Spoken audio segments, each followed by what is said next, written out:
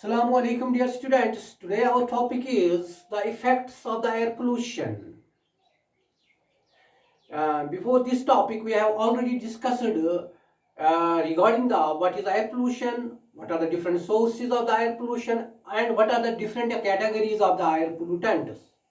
ये सब चीज़ें हमने डिस्कस की हैं इन द प्रीवियस वीडियोस। तो आज के इस वीडियो में हम बात करेंगे कि ये एयर पोल्यूशन जो है इसके क्या इम्पैक्ट्स होते हैं और इसके क्या इफेक्ट्स मतलब होते हैं, मतलब इन्वायरमेंट के ऊपर या ह्यूमन बीइंग्स पे क्या इम्पैक्ट्स होते हैं या दूसरे एनिमल जो होते हैं या हमारे जो कल्चरल एसेट्स हैं इसके क्या इफेक्ट्स पड़ते हैं इस एयर पोल्यूशन के। तो अगर हम आज का सिनेरियो देखेंगे, करंट सिनेरियो में देखेंगे कि आजकल जो बड़ी बड़ी सिटीज़ हैं, जो मेट्रोपॉलिटन सिटीज़ हैं, सिटीज़ लाइक कोलकाता, दिल्ली, मुंबई, तो यहाँ पे क्या हुआ, यहाँ पे जो ये एयर पोल्यूशन है तो it has become the serious problem. अगर हम देखेंगे कि मतलब सीरियस प्रॉब्लम, अगर हम एक रिसेंट एस्टिमेशन के तहत ये देखा गया है कि about some 230 these tons of air pollutants are released daily in the Kolkata city and its suburbs. ये pollutants कहाँ से रिलीज होते हैं? These are released from about 2000 industrial units, from about 1.5 lakh motor vehicles and some two thermal plants and from many the ships, aeroplanes. तो ये देखो कि gravity of the problem or the impact, the impacts of the air pollution, they are very large, or they actually their magnitude is very large. Currently जो air pollutants का impact है, जिस air pollution की हम बात करते हैं, air pollution it has badly impact, it badly affects the human life of other animals, life of the cultural assets, the cultural assets पे भी इसका इम्पैक्ट रहता है। इसकी इसी तरह एस्थेटिक अगर हम देखेंगे, it has become, it also creates the aesthetic insults. तो let us see the various effects of the air pollution. पहले हम देखेंगे कि the effects of the air pollution. Here we will categorize, or we will actually read them in the six headings. First, we will see the impact of the air pollutants on the human health, then injury to animals, deterioration to vegetation, damage to vegetation, deterioration of materials, aesthetic, insults, change in climate. We will take them one by one. First, we will talk about the human health. Human health जो है,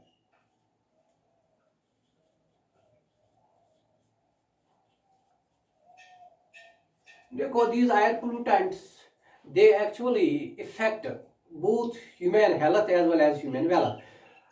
जहाँ तक impacts of air pollutants का ताल्लुक है, इंसान के सेहत के ऊपर क्या असर रहता है इन एयर पोल्यूटेंट्स का। बहुत सारे air pollutants they are very harmful to the human health. Let us see how they are problematic to the human health. We will talk regarding the various diseases, various problems which are created by these air pollutants upon the human health. First, we will see the various diseases which are caused by these air pollutants. एक disease होती है जिसको हम कहते हैं pneumoconiosis,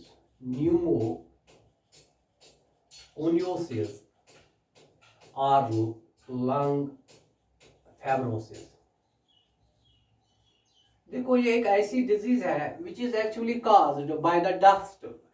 जो cotton dust, जो textile mill से कॉटन डस्ट रिलीज होती है, जो वहाँ पे जो वर्कर्स होते हैं अक्सर बेशतर वो इसी बीमारी के शिकार होते हैं जिसको हम कहते हैं pneumoconiosis. It is a type of lung disease, it is a type of respiratory problem.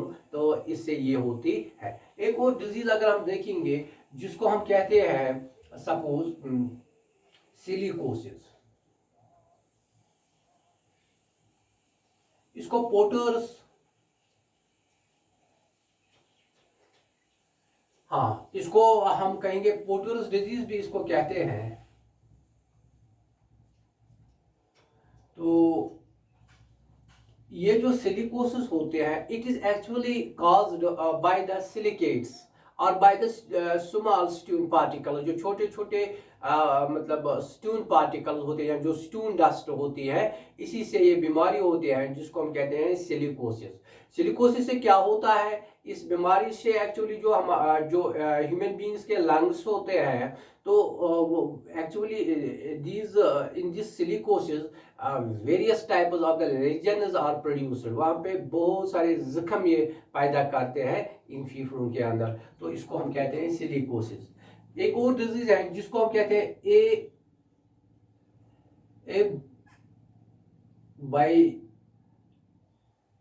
एबिसिनोसिस। तो ये भी एक एक्चुअली डिजीज है which is actually caused by the dust, जिसको हम कहते हैं ना कॉटन डस्ट। कॉटन डस्ट से ये होते हैं। कॉटन डस्ट कहाँ से रिलीज होते हैं, टेक्सटाइल मिल से। इससे फिर ये बीमारी होती है जिसको हम कहते हैं एबाइसिनोसिस। एबाइसिनोसिस, इसको ब्राउन लंग डिजीज भी कहते हैं। इसमें भी बिल्कुल लंग्स के ऊपर मतलब यहाँ पे भी लंग्स इन्वॉल्व होते हैं, and it ultimately causes the difficulty in the respiration and even it में हॉल्ट द ब्रीथिंग, क्योंकि लंग्स यहाँ पे फिर प्रॉपरली फंक्शन नहीं कर पाते हैं। तो इस तरह इनके ऊपर इसका इम्पैक्ट है, जिसको हम कहते हैं एबाइसिनोसिस। ठीक है ना। तो एक और डिजीज है जिसको हम कहते हैं एबस्टोसिस। एबस्टोसिस, एबस्टोसिस आपको पता है, मैंने आपको लास्ट टाइम भी बताया था, ये एक डस्ट होती है, मतलब यहाँ पे ये एबस्टोस फाइबर्स होते हैं। एबस्टोस फाइबर्स ये भी सॉर्ट ऑफ डस्ट ही होती है। तो जो कहाँ से निकलती हैं, फ्रॉम द एबस्टोस इंडस्ट्रीज। तो इससे जो ये बीमारी होती है इसको हम कहते हैं एबस्टोसिस।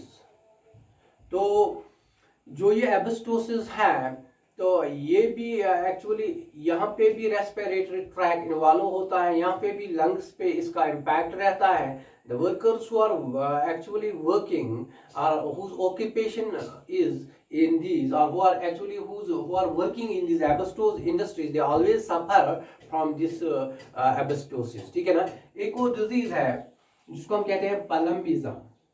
पलम्बिज्म, यहाँ सेक्चुर निज़ाम, ये एक्चुअली लेड डस्ट से होते हैं। जो मेटालिक डस्ट लेड की होती है ना, मतलब बहुत सारे मतलब जो हम मतलब बहुत सारे जो मेटल्स हैं, they are very poisonous and their particles are released into the atmosphere. इन ही मेटल्स में एक मेटल लेड है, जब इसके पार्टिकल्स एयर में चले जाते हैं, basically these lead particles, they are released into the air from the steel and aluminum manufacturing industries, and जहाँ पे ये फॉस्फेट फर्टिलाइजर्स मैन्युफैक्चर होते हैं, इन इंडस्ट्री से बहुत सारा लेड रिलीज होता है और ये हमारे मतलब एटमॉस्फेयर में चला जाता है। उससे भी एक डिजीज पैदा होते हैं जिसको हम कहते हैं पलम्बिज्म, और लेड पॉइजनिंग भी इसको कहते हैं पॉइजनिंग। देखो इस लेड पॉइजनिंग से क्या होता है, जो इसका इनिशियल स्टेज होता है या माइल्ड स्टेज होता है, तो जिसको हम कहेंगे कि इसके सिम्टम्स क्या क्या होते हैं। इस पेशेंट में हेडेक रहता है, तो इसमें एक्चुअली वो डिजीनेस और गिडीनेस फील करता है, तो उसमें ये एपिटाइट भी लॉस होती है। तो ये इसके इनिशियल सिम्टम्स होते हैं। लेकिन जब ये एक्यूट फॉर्म में चला जाता है, जब ये लेड पॉइजनिंग ज़्यादा होती है किसी पेशेंट में, तो उसमें क्या होता है कि इनिशियली बेसिकली क्या होता है कि एक मेंटल नर्वनेस पैदा होती है। उसके बाद ये पेशेंट हम ये कहेंगे कि कोमा में चला जाता है, जहाँ पे वो हम कहेंगे ना बेखुदी की न, तो बेखुद हो जाता है, कोमा में चला जाता है, and ultimately death is the ultimate result of this paludism or the this lead poisoning. तो ये भी एक डिजीज होती है जिसको हम कहते हैं paludism, ठीक है ना। तो इसके अलावा क्या होता है, हाँ, तो हम देखते हैं कि रिड्यूस्ड ऑक्सीजन कैरिंग कैपेसिटी। आपको पता है, मैंने आपको लास्ट टाइम भी बताया था, जो कार्बन मोनोऑक्साइड होता है, carbon monoxide, it is one of the dangerous pollutant, it is one of the dangerous air pollutants, and it accounts for about 50% of the total amount of the air pollutants. इस carbon monoxide से क्या होता है, इसे actually इसमें जो मतलब combining capacity haemoglobin के साथ ज़्यादा होता है। जब कार्बन मोनोऑक्साइड की कंसंट्रेशन हमारे एटमॉस्फेयर में बढ़ जाती है फ्रॉम वेरियस सोर्सेज, तो इससे क्या होता है कि जो हमारी ब्लड के अंदर आरबीसीज होते हैं, इनके अंदर हीमोग्लोबिन होता है। Haemoglobin you know that is the respiratory pigment. इसी से फिर हमारा ब्लड जो है ये ऑक्सीजन को कैरी करता है। लेकिन जब इसकी कंसंट्रेशन बढ़ जाती है कार्बन मोनोऑक्साइड की, तो it gets combined with haemoglobin because it has more affinity with the hemoglobin than the oxygen। तो इस तरह क्या होता है, वहाँ पे फिर कार्बन मोनोऑक्साइड पॉइजनिंग होती है। तो इसके भी फिर बहुत सारे मतलब इल इफेक्ट्स पड़ते हैं, मतलब इससे इवन की कार्डियोवैस्कुलर डिजीज भी फिर मतलब पैदा होती है। तो वहाँ पे भी वो हेडेक रहता है, इवन की इट में damage the nervous system. So this is another problem which is caused by these air pollutants upon the human health, ठीक है ना। तो इसी तरह अगर हम देखेंगे कि जो मतलब irritation of eyes,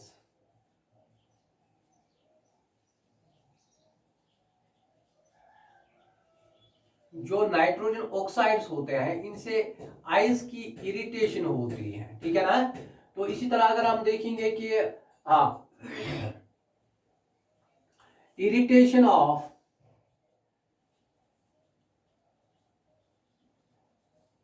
gastrointestinal tract and respiratory tracts. जो गैस्ट्रोइंटेस्टिनल एंड रेस्पिरेटरी ट्रैक्ट्स होते हैं, इनमें बहुत ज्यादा इरिटेशन होती है। किससे, जो एल्डिहाइड्स होते हैं।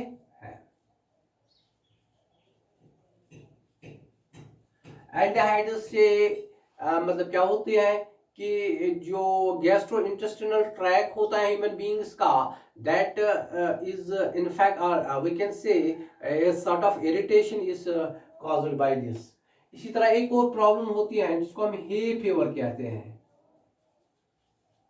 बहुत सारे मतलब ऐसे कुछ पार्टिकल्स होते हैं हमारे एयर में जो बिल्कुल क्या होते हैं, एलर्जिक होते हैं, जिसमें हम देखते हैं पोलन ग्रीन्स होते हैं, स्पोर्स होते हैं, सिस्ट्स होते हैं, इवन सम बैक्टीरिया। इससे क्या होता है, इससे एक तो एलर्जी होते हैं, रेस्पिरेटरी प्रॉब्लम होती है। इसको हम किसी वक्त हे फीवर भी कहते हैं, मतलब ये भी एक इफेक्ट होता है इन एयर पोल्यूटेंट्स का, ठीक है ना।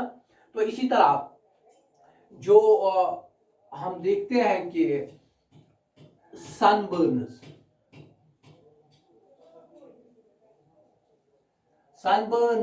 ब्लाइंडनेस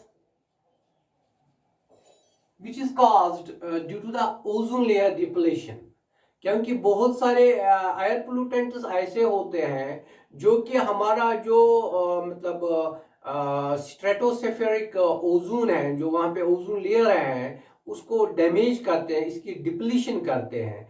जब ये डिप्लीट होती है तो इसकी थिनिंग से क्या होता है, वहाँ से जो हार्मफुल अल्ट्रावायलेट रेडिएशन रिलीज होते हैं ज़मीन पे, इससे क्या होती है, इससे एक्चुअली यहाँ पे स्किन कैंसर होता है, सनबर्न्स होता है। इसी तरह क्या होते हैं कि इससे ब्लाइंडनेस भी मतलब इससे एक पर्सन ब्लाइंड भी हो सकता है। दिस इज अनदर इम्पैक्ट और the effect which is caused by these air pollutants upon the upon the human beings. इसी तरह कुछ pollutants they cause the lung cancer.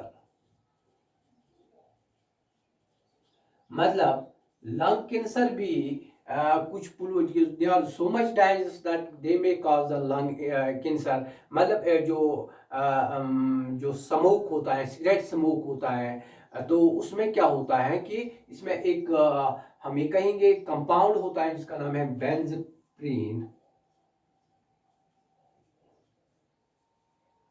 ये बेंजप्रीन जो है it is very much carcinogenic. ठीक है, तो ये भी एक प्रॉब्लम होती है इससे. हाँ, तो इस इन अल्ट्रावायलेट रेडिएशन अगर मतलब ओजोन लेयर डिप्लीशन हो जाएंगे तो इससे क्या हो जाएगी कि इससे जो मतलब इससे deactivation of protein, DNA, RNA ये भी डीएक्टिवेट होते हैं. And this ozone layer depletion it is caused by the ozone depleting substance like chlorofluorocarbons या ऑक्साइड्स ऑफ नाइट्रोजन. तो इससे ये फिर प्रॉब्लम होती है. तो इसके अलावा भी बहुत सारे फैक्टर्स हैं, बहुत सारे इम्पैक्ट्स हैं, बहुत सारे नेगेटिव हार्मफुल इफेक्ट्स हैं जो कि ये ह्यूमन हेल्थ पे डालते हैं ये एयर पोल्यूटेंट्स. तो ये हो गया पहला, that is effect on human health. ठीक है ना. जो हमारा अब जो नेक्स्ट है दैट इज द इफेक्ट. हाँ, यहाँ पे हम देखेंगे कि जो एक्चुअली इंजरी टू एनिमल, दूसरा इफेक्ट इसका इंजरी टू एनिमल. देखो जो दूसरे मतलब हैवान है जो दूसरे जानवर ह्यूमन बींग्स के बगैर भी इनके ऊपर भी ये जो एयर पोल्यूटेंट्स हैं इनका नेगेटिव इम्पैक्ट पड़ता है. दे एक्चुअली पुट्स और they actually pose the harmful effects upon these animals. इसमें अगर हम देखेंगे कि एक डिजीज होती है, इसको हम कहते हैं फ्लोरोसिस. देखो ये एक्चुअली फ्लोराइड कंपाउंड जो होते हैं, जो फ्लोराइड्स होते हैं, फ्लोरीन कंटेंट कंपाउंड्स होते हैं, एक्चुअली जब ये रिलीज होते हैं फ्रॉम डिफरेंट एक्टिविटीज, जो मतलब जब ये फिर इस एटमॉस्फेयर में चले जाते हैं, इससे क्या होता है ये फ्लोराइड से फिर एक्चुअली जो प्लांट के लीव्स होते हैं, these fluoride compounds or fluorides they enter into these leaves via stomata. फिर स्टोमाटा के जरिए इन लीफ्स के अंदर चला जाता है. जब ये वहां इसकी एंट्री होती है फिर क्या होता है वहां पे तो ये इक्यूमुलेट वहां पे होता है, ये बिल्कुल इनकी डिपॉजिशन वहां पे होती है. And the cattle are the herbivores which are feeding upon these leaves which are containing these fluorides. फिर इनके ऊपर इसका इम्पैक्ट पड़ता है, जैसे कि इसे एक मतलब डिसऑर्डर होता है इन कैटल्स में जिसको हम कहते हैं fluorosis meaning spotting of teeth. यहाँ पे कि जो इसका जो कि मतलब हम ये कहेंगे कि जो मतलब जो हम arrangement of the teeth that becomes irregular. Apart from that it causes the brittle teeth. इसे मतलब टीथ जो होते हैं वो ब्रिटल हार्ड होते हैं. तो इससे क्या होता है, this causes the difficulty in the chewing, in the mastication in these animals. Apart from that these fluorides they may also cause the actually delay in maturing of many crops. So this is regarding the fluorosis. एक और impact है that is damage to vegetation.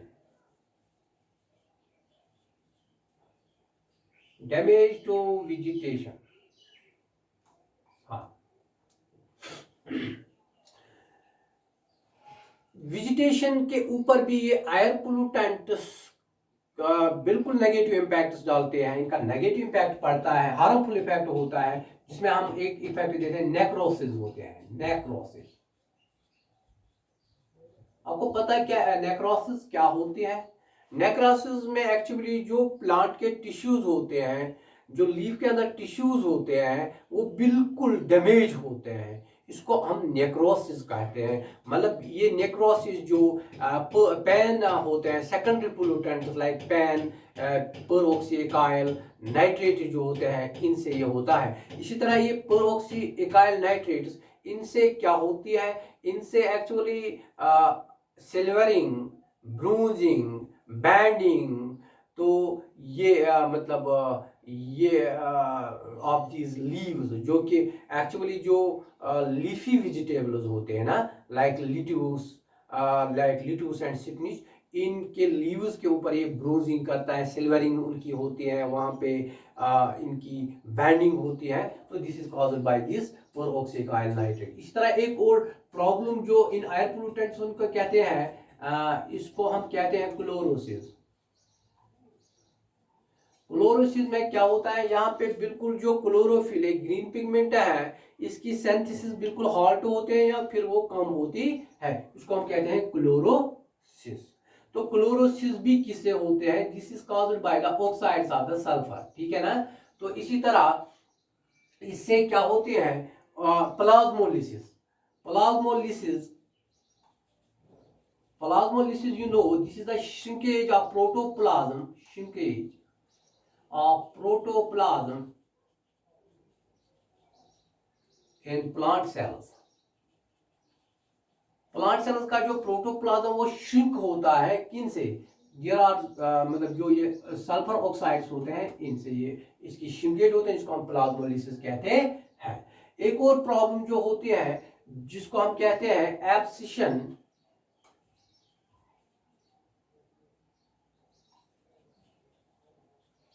Abscission में क्या होता है, यहाँ पे dropping of the यहाँ पे जो लीफ के डिफरेंट पार्ट्स होते हैं वो ड्रॉप होते हैं, वो बिल्कुल गिरते हैं, प्रीमेच्योर इनकी ड्रॉपिंग होती है, इनकी फॉलिंग होती है। मिसाल के तौर पर लीव्स की ड्रॉपिंग होती है। And this abscission it is caused by the hydrocarbon, जो हाइड्रोकार्बन पोल्यूटेंट्स होते हैं, इनसे ये प्रॉब्लम्स होती है। इसी तरह सेनिसन्स भी होती है।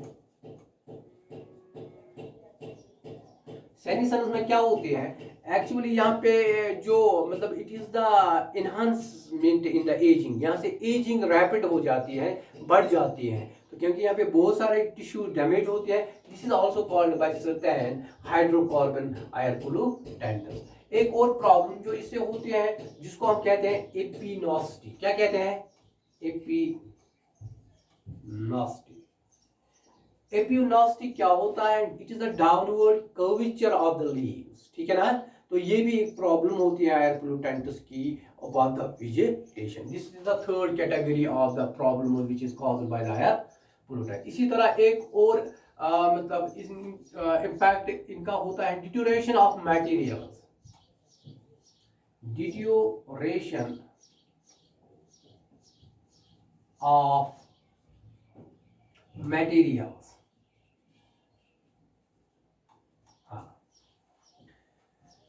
देखो बहुत सारे मतलब जो ये एयर पोल्यूटेंट्स होते हैं, ये बहुत सारे मटेरियल जो बहुत सारे मतलब यूजफुल थिंग्स होते हैं, यूजफुल चीज जो होते हैं, जो हमारे लिए फायदेमंद बहुत सारी चीज होते हैं, इनको इनकी इनकी तबाही, इनको ये बर्बाद करता है, इनकी तबाही ये करता है। इसमें अगर हम देखें, it causes the discolouration, disfigurement, तो इनकी ये फॉर्म ही, फिगर ही चेंज करता है, इनका कलर ही चेंज करता है। मतलब अगर हम टेक्सटाइल्स या पेंटिंग्स की बात करेंगे, इनकी कोई डिकलराइज करता है, इनकी डिफिगरिंग करते हैं। मतलब अगर हम देखेंगे सूट होता है या स्मोक होता है या दीज एक्चुअली जो यहाँ पे हम ये करेंगे कि एश जो होता है, फ्लाई एश, जब ये रिलीज होते हैं इनके सोर्सेज से, फिर ये इन चीज़ों के ऊपर डिपॉजिट होते हैं और इनकी डिसफिगरिंग करते हैं, इनको डिकलराइज करते हैं। इसी तरह एक और प्रॉब्लम अगर यहाँ पे हम देखेंगे कि इस से होती है कि वो होते हैं मतलब this causes the cracking of the rubber. जो ओजोन है, वो जो बैड ओजोन है, the ozone which is present in the troposphere, it causes the cracking of the rubber जो the things which are made up of the rubber, उन चीज़ों के जो रबर से बनते हैं, इनमें ये क्रैक्स पैदा करते हैं, ठीक है ना। तो एक और प्रॉब्लम इनसे ये होती है कि actually they cause the stone leprosy. जो भी मतलब मार्बल की जो हमारी मॉन्यूमेंट्स होते हैं, इनको क्या करता है, जो कोई चीज़ मार्बल का बना हुआ होता है, कोई एसेट होता है, तो इसको ये बिल्कुल वहाँ पे इसको ये डिस्ट्रॉय करता है। जब जो ऑक्साइड्स ऑफ सल्फर और नाइट्रोजन होते हैं, वो जब कैल्शियम कार्बोनेट यानी कि मार्बल के साथ रिएक्ट करते हैं, वहाँ पे they form the respective calcium sulphates and the calcium nitrates, ठीक है ना।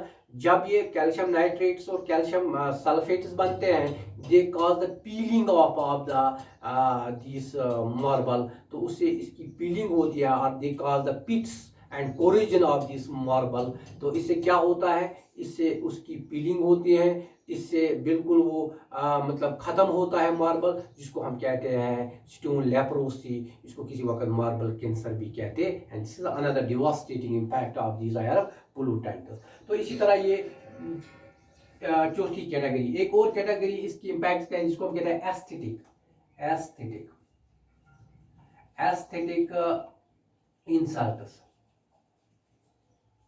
जो मतलब सैनिक ब्यूटी है, नेचुरल सैनिक ब्यूटी, इसको ये बिल्कुल डिस्ट्रॉय करते हैं, मतलब इसको ये ख़त्म करते हैं। They cause the havoc in this सैनिक ब्यूटी। मतलब इससे क्या होता है कि पहले इससे जो मतलब visibility, it reduces the visibility, क्योंकि जो स्मॉग, डस्ट, फॉग वगैरह होता है, जब ये इनकी कंसंट्रेशन एयर में बढ़ जाते हैं, तो उससे बिल्कुल विजिबिलिटी खत्म होती है। तो दे कॉजिंग द ब्लूरिंग विजन, तो विजन बनते हैं, दैट बिकम्स डिम, तो उससे भी इसका इम्पैक्ट पड़ता है, उस पर भी इसका इम्पैक्ट पड़ता है, ठीक है ना। तो इसके अलावा इट कॉजेज द हम ये कहेंगे स्टंच, बैड स्मेलिंग, जो यहाँ पे जो डिकम्पोजिशन होती है ऑर्गेनिक मैटर की in the drains, in the surroundings, तो वहाँ से जो smell that is quite unpleasant, that is order smell,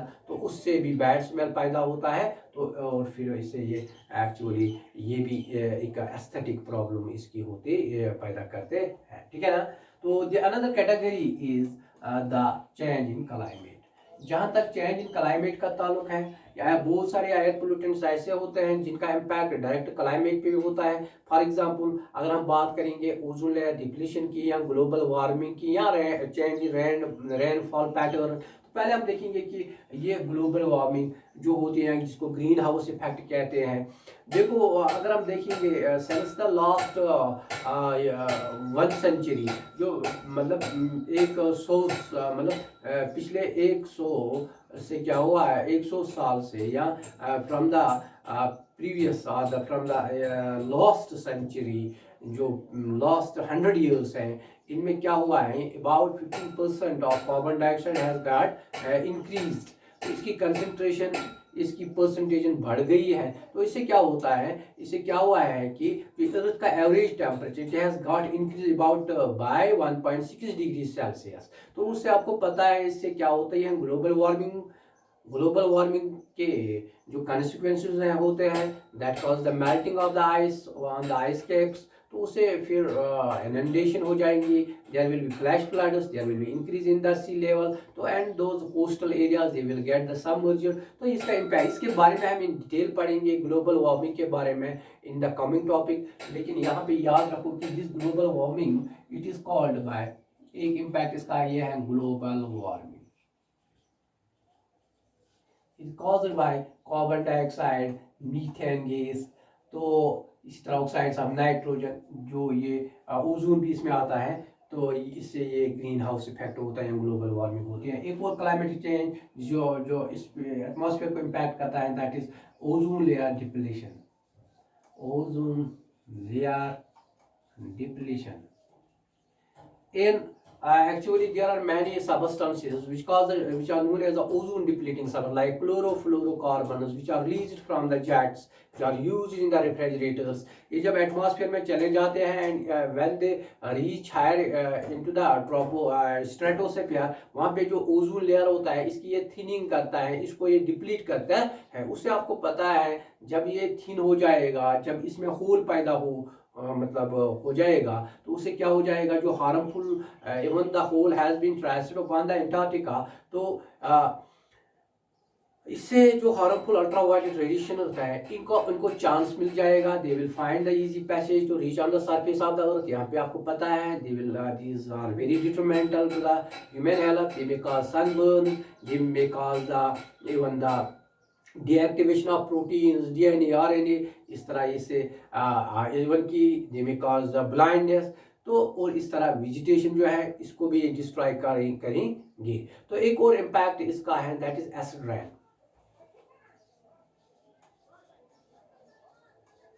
Acid rain, these are actually the rains which contain the sulfuric and the nitric acids, and these acids they are formed by the sulfur oxides of sulfur and oxides of the nitrogen। जब इनकी concentration atmosphere में increase होते हैं तो यहाँ पे ये acids बनते हैं, तो ये एसिड्स वाटर के साथ रिएक्ट करके फिर इनकी प्रेसिपिटेशन होते हैं in the form of rain which is called acid rain. And this acid rain it is also detrimental, it is harmful to both animals as well as the plants. इसके बारे में भी हम डिटेल पढ़ेंगे in the coming. These are the three main problems, global problems: global warming, ozone layer depletion, acid rain। तो इनके बारे में हम इन डिटेल बात करेंगे इन द कमिंग टॉपिक्स। आज का हमारा टॉपिक आज यहाँ पे ही हम कंक्लूड करेंगे। सो फी अमानिल्लाह, थैंक यू।